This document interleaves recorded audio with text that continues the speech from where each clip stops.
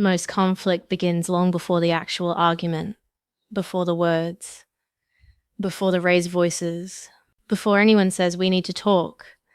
The shift usually starts somewhere smaller. A change in tone, a delayed response, a tighter jaw, or an interrupted rhythm. The nervous system notices these things immediately, even when the conscious mind tries to ignore them. Because humans are deeply sensitive to emotional timing. Conversation has rhythm, so does connection. People take turns speaking, listening, responding, pausing, adjusting. And when that rhythm begins breaking down, tension starts accumulating inside the interaction itself. One person speeds up, the other withdraws. One interrupts, the other stops feeling heard. Breathing changes, voices sharpen, defensiveness enters the body before it fully enters language. Conflict often looks verbal on the surface, but underneath it is deeply physiological. The nervous system begins preparing for impact. Heart rate increases, muscles tighten, attention narrows. The body shifts from connection toward protection.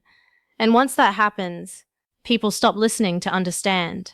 They begin listening to defend, or counter, or escape. This is why arguments can escalate so quickly, not because humans are irrational, but because emotional states spread between nervous systems. One person's tension amplifies the other's tension.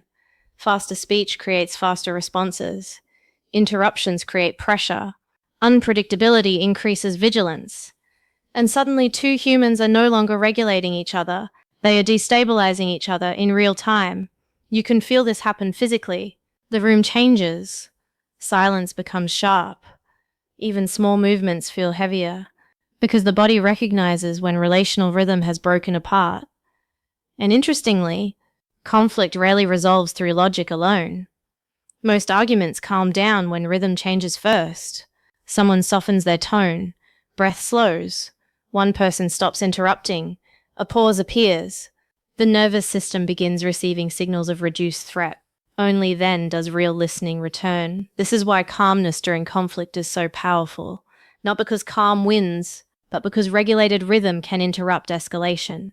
It gives the interaction somewhere safer to reorganize itself around. Of course, not all conflict should disappear. Some tension carries truth. Some discomfort is necessary. Some boundaries require firmness. But there is a difference between honest tension and nervous systems pulling each other deeper into chaos. Maybe conflict is not simply disagreement.